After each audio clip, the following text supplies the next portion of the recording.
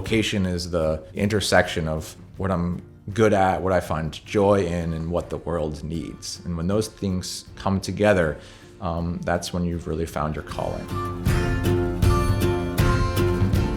I have what is a somewhat typical Catholic story for a young person, I would say. I got confirmed at the age of, I think 15 or 16. I was in 10th grade, and I'm the youngest of 4 boys. So my mother had quite the handful, and we grew up as a Catholic family. We would go to church every single Sunday. We were very faithful to that.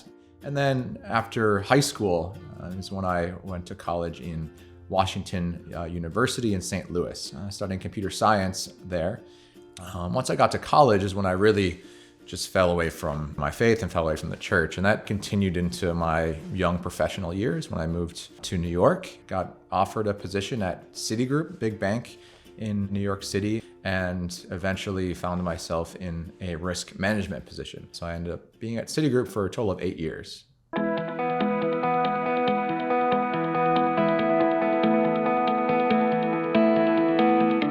About 4 years into my time in New York is when I moved into the neighborhood of Lincoln Center, just a few blocks from the mother church of the Paulists, St. Paul the Apostle. It was around that time that I really felt like something was missing. I wasn't being quite fulfilled in what I was doing in my life, in my job, in many different areas. It was shortly after the financial collapse that happened in this country in 2008 and 2009.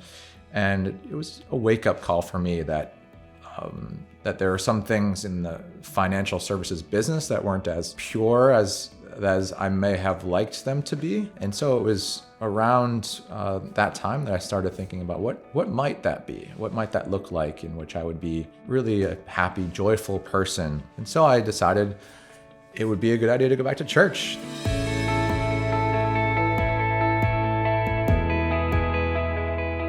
One Sunday morning, I stumbled into St. Paul's a few blocks away and first encountered Father Jamie Baca, who was just a delightfully welcoming person.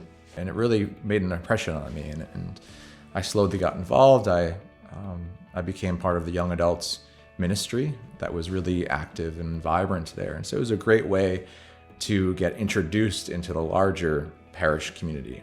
And over that time, I realized that I was doing some of the volunteer ministry work that I was doing at St. Paul's. I was filling some of my time during the day at my job I was getting paid for, doing that kind of work. And that really struck me that this might be something that I'm being drawn to. I'm being called to this sort of ministry.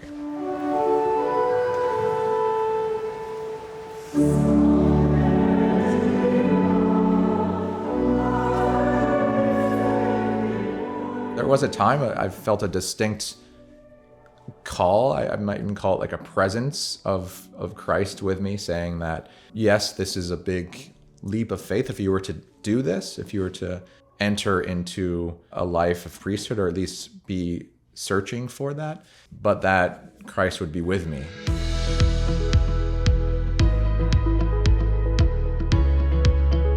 And I was very fearful of resigning from my job, because I resigned from my job without really knowing what I was going to do next. But I just had this deep feeling that it's something I had to do. I needed the time and the space and the quiet in order to discern what it was I wanted to do with the next step in my life. And so I moved into my parents' house in Maine, which is where they were living at the time, and spent the good part of a year there with some travel. One of the impactful things that I did is I walked the Camino de Santiago de Compostela. It was a wonderful chance to just get into a different setting. And so later on in that year, I applied to the Paulist Fathers in the seminary and was accepted. In the summer times, we would go to different Paulist parishes and just serve at those places. And I got the chance to do many and made my final promise in September of 2020, and followed by my ordination to the diaconate and then my ordination to the priesthood.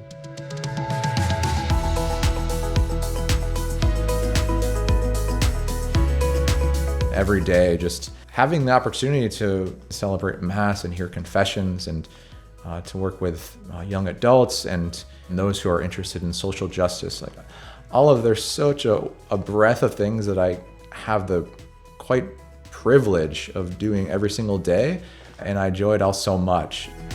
My favorite aspect of being a Paulist is probably ice cream on Saturday nights. We gather here, and after dinner we'll have ice cream and just chat for quite a while about life, about ministry. I don't think I could have this vocation if I were living on my own. To have the support that I do around me is what makes it possible.